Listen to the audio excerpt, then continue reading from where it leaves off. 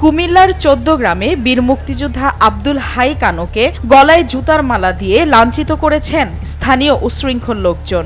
রোববার দুপুরের দিকে ওই মুক্তিযোদ্ধার নিজ এলাকায় ১৪ গ্রামের কুলিয়ারা প্রাথমিক বিদ্যালয়ের সামনে এই ঘটনা ঘটে। রাতে তার জুতার মালা পরা ও এলাকা ত্যাগ করার নির্দেশ দেওয়ার ১ মিনিট ৪৬ সেকেন্ডের একটি ভিডিও ফেসবুকে ছড়িয়ে পড়ে।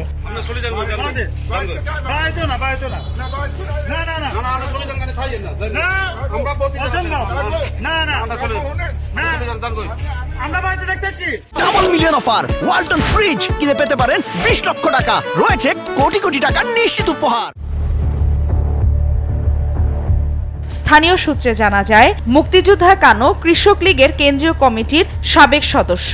আওয়ামী লীগের তৎকালীন স্থানীয় এমপি মুজিবুল হকের সঙ্গে বিরোধের কারণে তার বিরুদ্ধে একাধিক মামলা দেওয়া হয় ওই সময়। পুলিশ তাকে গ্রেফতারও করে মুজিবুল হকের নির্দেশে।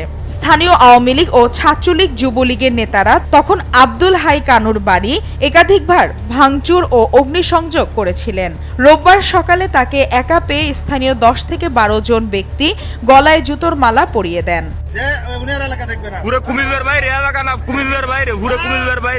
ছড়িয়ে পড়া ভিডিওটিতে দেখা যায়, স্থানীয় জামায়াত সমর্থক প্রবাসে থাকা আবুল হাশেমের নেতৃত্বে অহিদ রাসেল পলাশ সহ ১০ থেকে ১২ জন আওয়ামী লীগ আমলে তাদের ওপর নির্যাতনের অভিযোগ তুলে মুক্তিযোদ্ধা কানুর গলায় জুতার মালা পরিয়ে তাকে এলাকা ছাড়ার হুমকি দিচ্ছেন।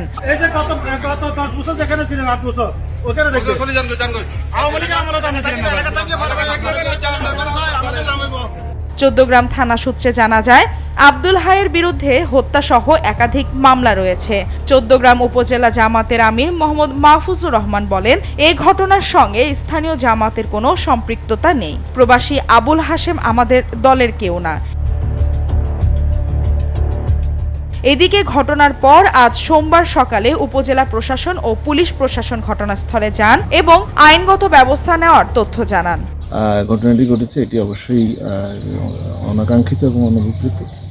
ওনার এক্ষেত্রে আইনি সহায়তার জন্য যা করা প্রয়োজন আমরা সেই ব্যবস্থা নিচ্ছি। লোকাল থানার ওসির সাথে কথা হয়েছে এবং বীর মুক্তিযোদ্ধা অন্য যারা এখানে নেতৃবৃন্দ আছেন ওনাদের সাথেও কথা হয়েছে এবং ওনার পরিবারের সদস্যদের সাথেও সার্বক্ষণিক যোগাযোগ রাখা হচ্ছে।